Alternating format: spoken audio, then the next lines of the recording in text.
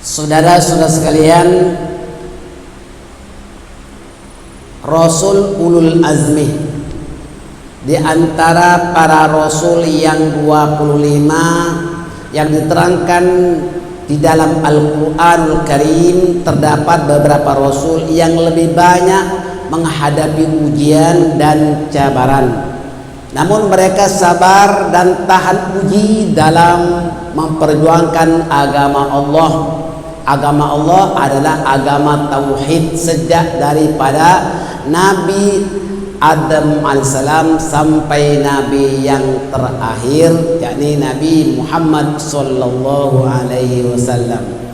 Hanya 5 orang aja yang dipilih oleh Allah Subhanahu wa taala ulul azmi, hanya 5 orang saja. Yang pertama Nabi Muhammad sallallahu alaihi wasallam, Nabi Ibrahim alaihissalam, Nabi Musa alaihissalam, Nabi Nuh alaihissalam, dan Nabi Isa alaihissalam. Saudara, ulul azmi adalah orang yang teguh hati dan penuh kesabaran di dalam berdakwah, tidak mudah putus asa. Dan para rasul ulul azmi ini telah berjaya dalam memperjuangkan agama Allah Subhanahu wa taala walaupun mereka itu menempuh berbagai ujian dan cabaran.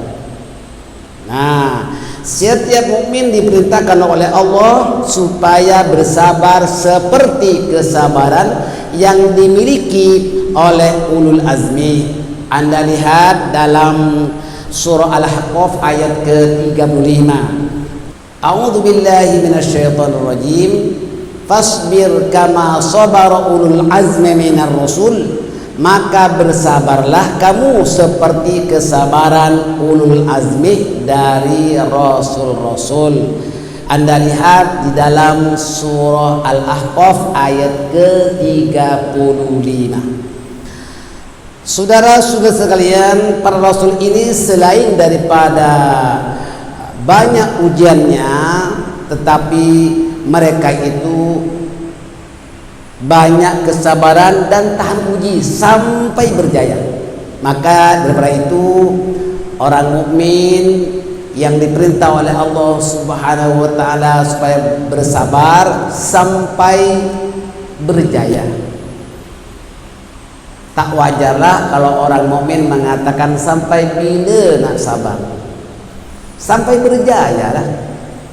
Maka sabar itu pahalanya tidak ada pinggirnya, artinya tidak ada batasnya. Berbeda dengan syukur. Kalau syukur itu tergantung kepada sampai di mana ketinggian syukurnya. Tapi kalau sabar ini memperoleh pahala yang tanpa dihitung-hitung. Innama yuwaffas sabiruna ajrahum bighairi hisab. Orang yang sabar itu mendapat pahala dari Allah tanpa perhitungan. Allahu Akbar. Tapi jelas Bapak dan Ibu sekalian, sabar ini pahit, tapi hasilnya manis. Semua daripada rasul yang pertama hingga rasul yang terakhir diuji oleh Allah Subhanahu wa taala. Tidak ada manusia yang tidak diuji. Diuji itu bukan karena Allah taala benci, tetapi Allah menguji hambanya siapa di antara mereka yang paling bagus amalannya. Anda lihat dalam surah Al-Mulk ayat pertama itu kan menerangkan tabarakalladzi biyadihil mulku wa huwa ala kulli syai'in qadir alladzi khalaqal mauta wal hayata liyabluwakum ayyukum ahsanu amala. Maka dialah Allah yang menciptakan mati dan hidup, liyabluwakum ayyukum ahsanu amala. Siapa di antara mereka yang paling bagus amalannya. Jadi menguji itu bukan Allah taala benci, bahkan sayang. apabila hambanya itu disayangi oleh Allah, maka hamba itu terlebih dahulu diuji oleh Allah Subhanahu wa taala. Siapa di antara orang mukmin yang diuji oleh Allah, itu bermakna disayangi oleh Allah Subhanahu wa taala. Saudara-saudara sekalian,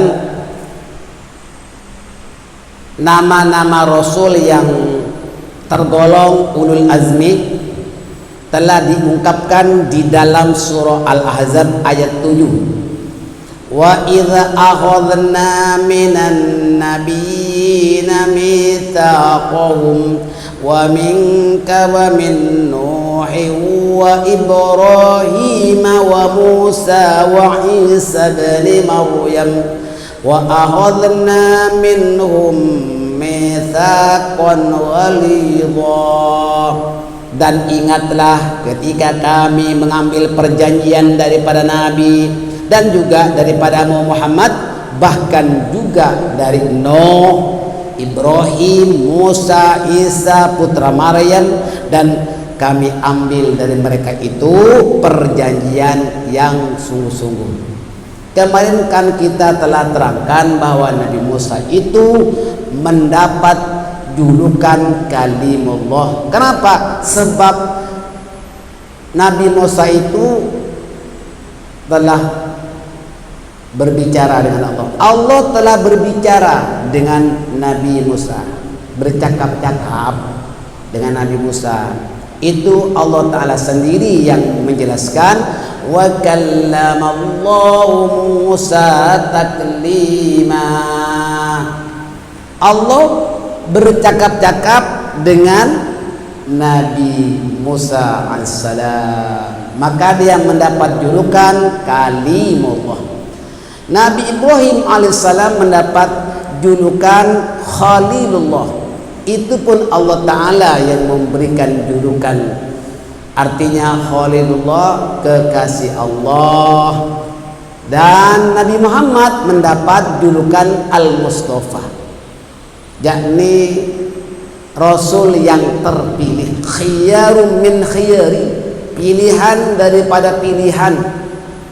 Jadi yang 25 Rasul itu ditapis, dipilih menjadi 5, dinamakan ulul azmi.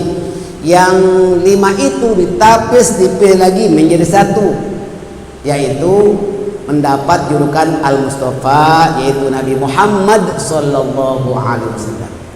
Kalau kita baca burda, ya Rabbi bil Mustafa balligh maqasidana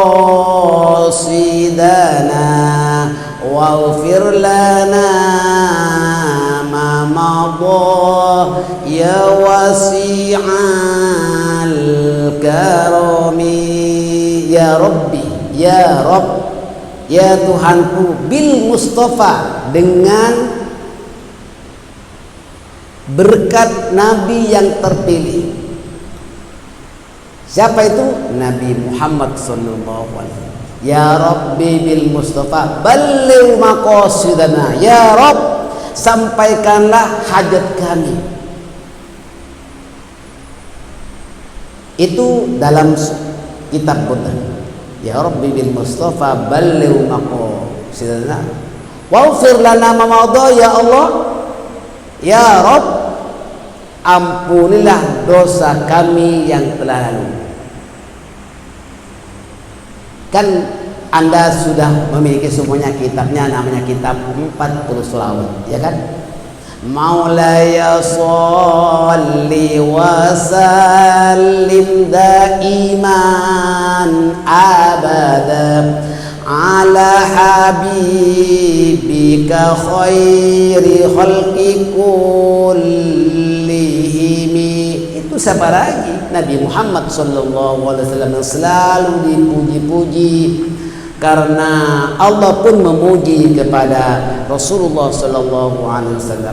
Dan bahkan para malaikat dan seluruh manusia yang beriman diperintah oleh Allah untuk bersolawat kepada Rasulullah sallallahu alaihi wasallam. Kan ada ya ayyuhalladzina amanu sallu alaihi wa sallimu taslima. Itulah dia yang punya julukan Al-Mustafa. Para malaikat, seluruh orang yang beriman bersolawat dan bersalam dengan salam yang sempurna. Allahu Akbar. Saudara-saudara sekalian,